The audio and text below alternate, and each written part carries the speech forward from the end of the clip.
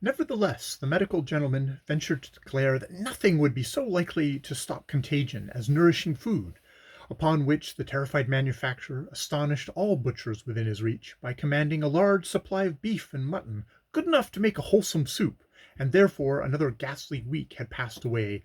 The wisdom of this prescription became so evident that when settling accounts together at the end of it, Mr. Poulet hinted to his employer that he did not feel quite so sure whether upon the whole a little better living for the apprentices might not pay.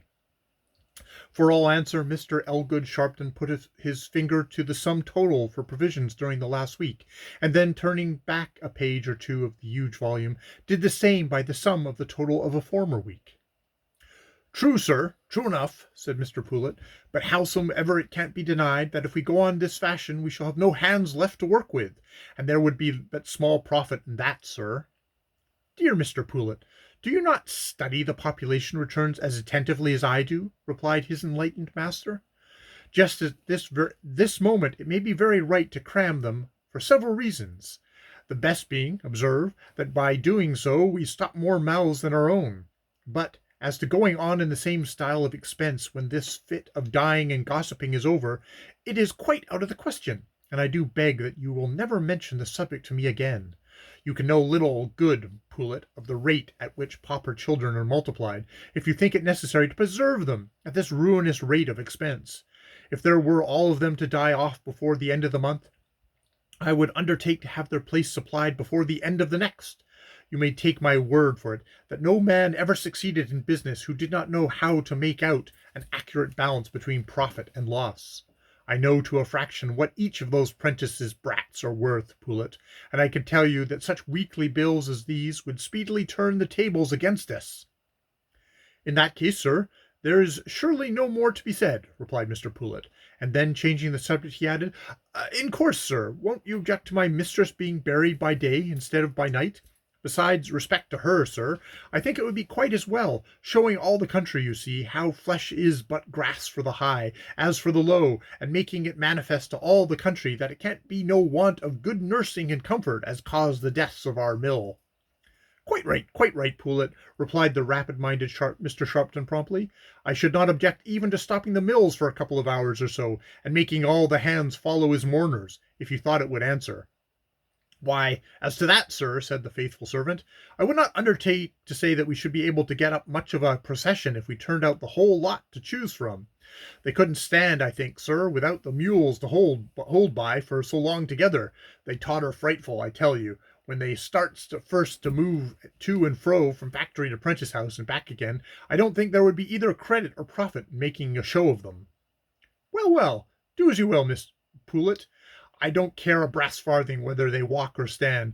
I can't say when I built this factory it was with any view to make a show, as you call it, of the young ladies and gentlemen to be employed in it." With a light laugh, which challenged an answering laugh from the governor, widower as he was, Mr. Elgood Sharpton rose to depart. Poulet attended him to the outer gate, held his stirrup while he mounted, reiterated his promises to do the best he could, and only stipulating for plenty of vinegar, and leave to use the soap till the cold weather came in. Meanwhile, though less a proportion died than those who were seized with malady than before the improvement in diet was introduced, the plague was as yet very far from being stayed. No day passed without many fresh victims sinking under its influence, and it was no uncommon thing to see 2 or 3 wheelbarrows at a time towards the evening of every day, conveying children from the factory to the apprentice house who had fallen while following the machinery. For a whole week after the death of Mrs. Poulet, Mchl and his friends Fanny both continued, as it seems, unscathed, and many were the grave discussions between them as to whether they ought to be sorry or glad that they were so. Fanny very steadily adhering to her first opinion, that if they had a great deal of love for each other, they would not let themselves be sorry if one saw the other go away, and Mchl as steadily persisting that right or wrong he must be very sorry if Fanny went, as not to care at all how he soon followed after. The disinterested reasoning of the little girl were soon put to the proof. Mchl looked so very ill one morning at breakfast that even the iron-hearted Poulet told him he had best mount to the sick ward before it was needful to carry him. But Michael looked at poor Fanny and saw such an expression of terror and misery in her countenance that he could not help thinking that she would change her mind about being glad if he did not go into work along with her. So he told the governor that he wasn't that bad at all, and had rather work than not, an assurance which it could not, under any circumstances, be Mr. Poulet's duty to combat, and accordingly Michael got to his place in the mill, and spoke cheeringly to Fanny as he went along. But being before the hour of dinner, he was on the floor, and when the overlooker called to a stretcher to have him wheelbarrowed back to the prentice house, Fanny Fletcher thought that she certainly did not love poor Mchl Armstrong so much as she fancied she did, for that, if the choice had been given her, she would have a great deal rather have been taken ill herself. And spite of a strap that she saw coming towards her, and flourishing ready for duty in the air, she helped to drag the unresisting body of her poor companion from before the mules, and thoughtlessly and recklessly of the consequences, sat down, and held his head on her knee, till he was raised in the arms of the stretcher and carried off.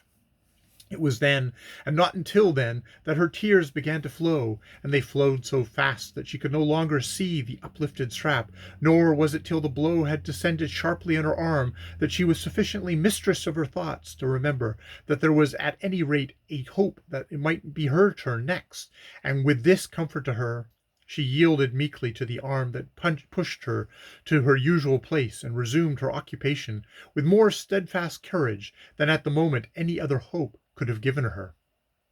But even this sad hope proved vain. Fanny Fletcher still continued one of the very few upon whom the contagion had no effect.